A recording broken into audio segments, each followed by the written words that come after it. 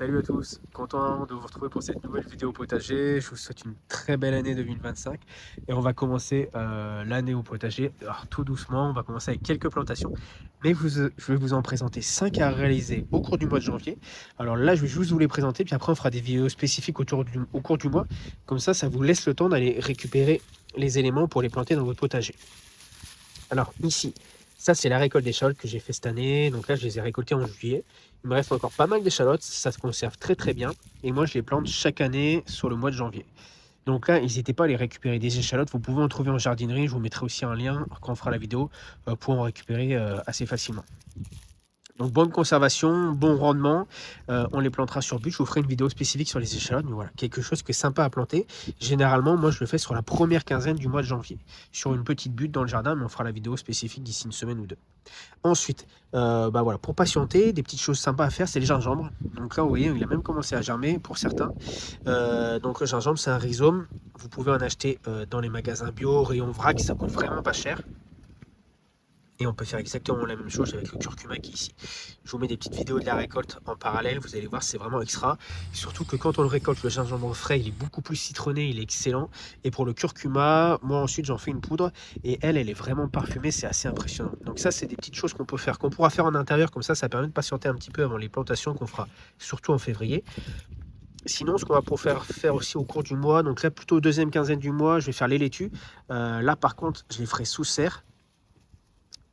Alors par contre, surtout, absolument éviter de faire les laitues dans la maison, parce que dans la maison, il va faire beaucoup trop chaud, avec le manque de lumière, vu que les jours sont assez courts encore en ce moment sur janvier et février, elles vont filer immédiatement. C'est-à-dire que vous allez avoir une longue tige là, et en fait vos laitues seront fichues. Donc à faire plutôt en extérieur sous serre, et même si ça prend du temps, c'est pas grave, et ça craint pas le froid, pas trop. Pareil pour les épinards.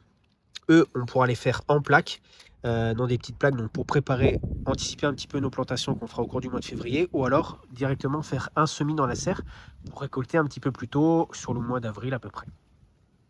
Donc voilà les 5 petites plantations qu'on peut faire. Je vous mets bien sûr à la moitié du mois, comme d'habitude, un calendrier des semis qui sera dispo gratuitement en téléchargement comme chaque année. Sinon, vous avez aussi mon livre.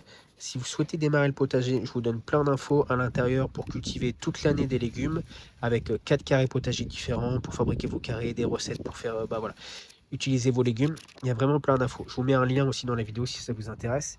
Et je vous montre rapidement un petit tour du potager. Donc ici, on a l'ail qu'on a planté en octobre, donc qui se développe bien. Ici, j'ai encore des poireaux, mais voilà, au fur et à mesure que je les récolte, je rapporte des algues, du compost. Et si on se fait un petit tour rapidement dans la serre, là, j'étais en train de récolter mes dernières petites courges. J'en ai là-bas aussi. Et donc ici, sur cette partie-là, je suis venu rajouter du fumier de cheval dans la serre. Il fait déjà meilleur. Ici, on a les agrumes. Donc ça, c'est les mains de Bouddha. On va pas tarder à les récolter. D'ailleurs, j'ai rentré tous mes agrumes, hein. Vous voyez, ils sont là. Ici, on a la partie où j'ai fait les boutures que j'ai commencé à stocker. Si on regarde là, ici c'est la chayotte. Donc là, j'avais fait une belle récolte de chayotte. Je suis venu couper les lianes, la couper à ras, pailler un petit peu autour. Et sur cette partie-là de la serre, je cultive pas. Donc là, j'ai du compost, du fumier, de cheval. Cette partie-là sera cultivée uniquement à partir du moment où il y aura les tomates, donc vers la fin avril. Sinon, dans les autres parties ici, j'ai encore quelques cultures. Donc une fois que j'aurai fini de récolter ça, je viendrai apporter des amendements, compost, fumier.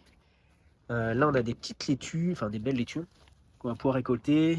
Des petits navets boules d'or, je ne sais pas si vous connaissez, mais ceux-là, ils sont vraiment excellents.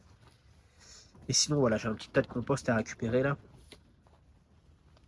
Sur cette partie-là, c'est de la mâche.